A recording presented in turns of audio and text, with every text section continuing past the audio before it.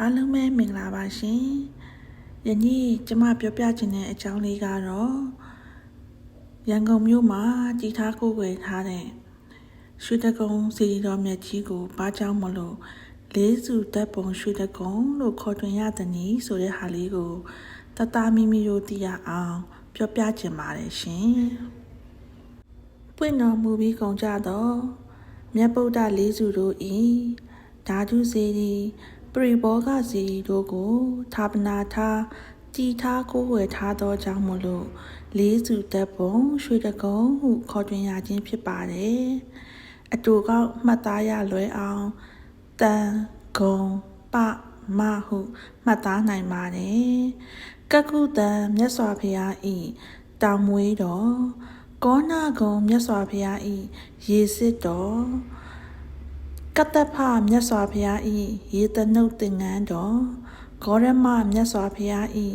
စံတော်မြတ်တို့ကိုတက္ကရာ103ခုနှင့်တပေါင်းလာပြည်နေ့၌ရွှေတကုံစေတီတော်ဌာပနာတိုက်အတွင်ထဲ့သွင်းပူဇော်တော်မူခဲ့ပါတယ်ဆက်လက်၍ဇီရီဆိုတာညီတို့ဖြစ်သည်နီဘယ်အရာတွေက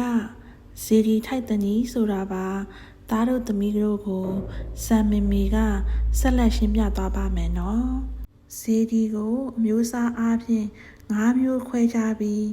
ဇေဒီ5မျိုးအကြောင်းကိုဆက်လက်ရှင်းပြသွားပါမယ်နော်နံပါတ်1ကမြတ်စွာဘုရားရဲ့အင်္ဂါ9ပါးနဲ့ပြည့်စုံသောစကားတော်တွေတရားတော်တွေကိုတော့ဓမ္မဇေဒီလို့ခေါ်ပါတယ်ဒုတိယကကြတော့မြတ်စွာဘုရားရဲ့ပုံတော်ရုပ်ပွားတော်တွေကိုဩဒိဋ္ဌစေတီလို့ခေါ်ပါတယ်တတိယတစ်ခုကတော့မြတ်စွာဘုရားပြိဋိဘံစံပြီးကြံရှိခဲ့သောအယိုးတော်ဓာတ်တော်စံတော်တို့ကိုဓာတုစေတီလို့ခေါ်ဆိုပါတယ်နံပါတ်4အနေနဲ့ကမြတ်စွာဘုရားတို့တက်ရှိထင်ရှားရှိစဉ်က